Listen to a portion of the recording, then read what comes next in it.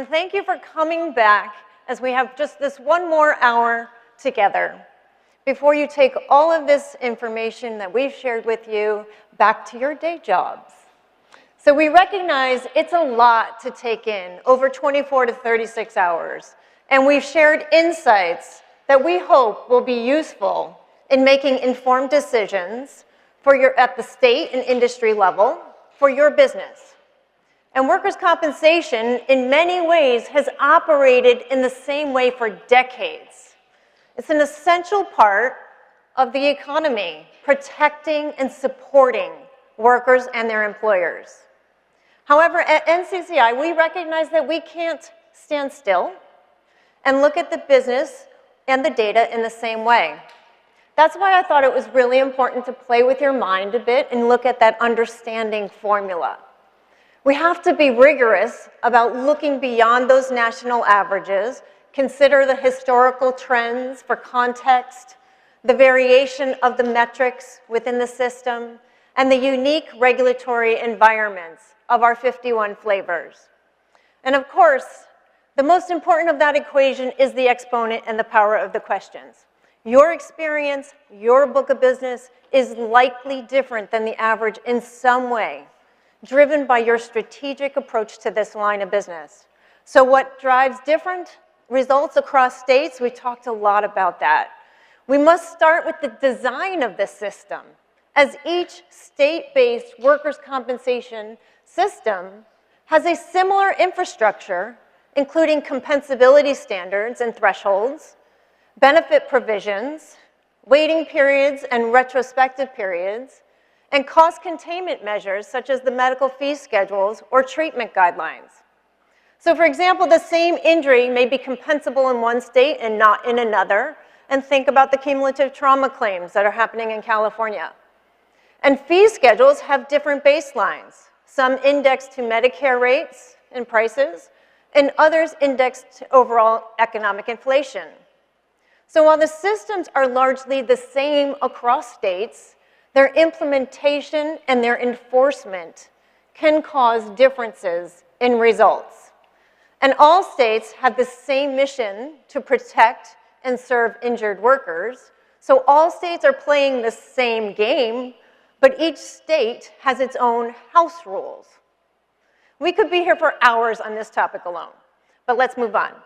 States also operate within a unique environment, starting with demographics in both population makeup and the workforce characteristics.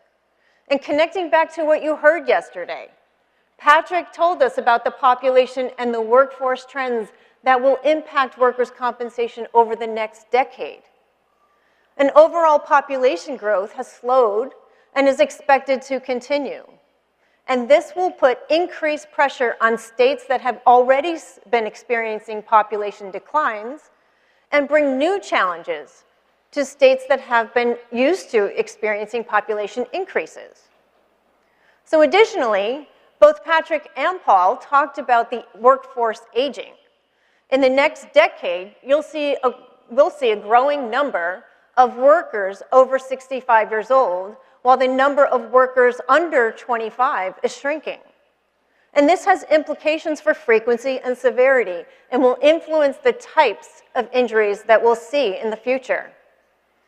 So states also have unique economies, including the industry mix and composition of employers. And Stephen highlighted two more differences: economic growth and variation in labor market growth. So states with economies more closely tied to the government employment experience more challenges than others in the latest year. And let's get into medical systems. State healthcare systems can vary, whether it's in the level of care, the types of services that are provided, access to care, as well as other factors. The same injury in one state can have a higher or lower medical costs, different treatment patterns, and possibly different outcomes. So what Raji showed us yesterday may surprise you. The higher levels of medical utilization within a state doesn't automatically mean faster time to claim closure or time to maximum medical improvement. In fact, he showed us that state medical systems must also contend with demographic and economic variables that influence the outcomes of claims. All the things we've been talking about. And finally, let's talk about the legislative and regulatory environments, because they have the difficult task of recommending policies that are responsive to individual state issues.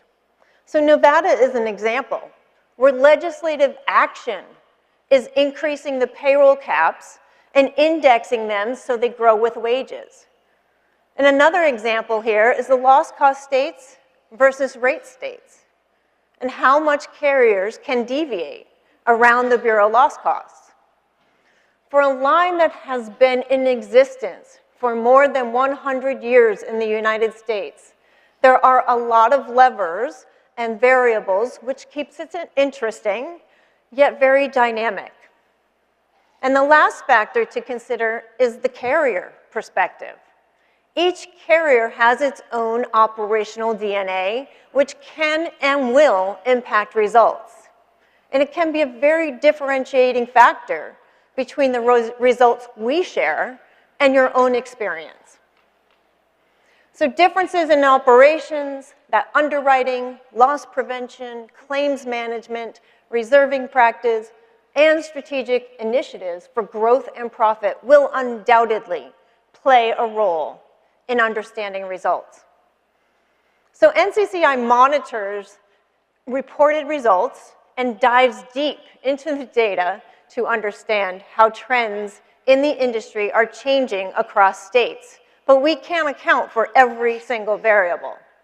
So think about it.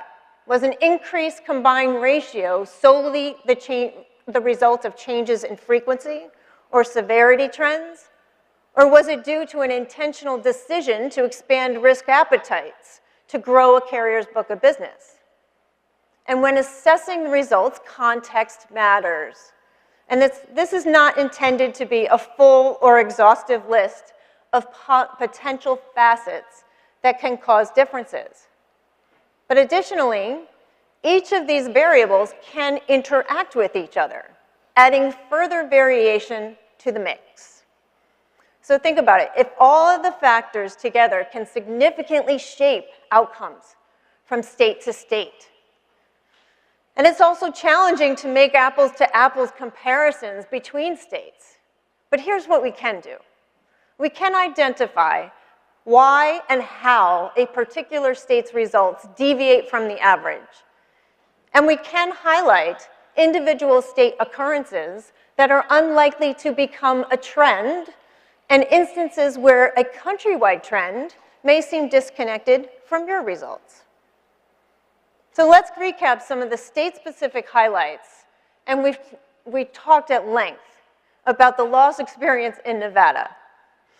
Given the legislative action that is increasing the payroll caps, we've responded, first to the loss experience that we were seeing, and second to the upcoming payroll cap change. And just west of Nevada, we have California, another state that has filed 2 double-digit rate increases, loss cost increases.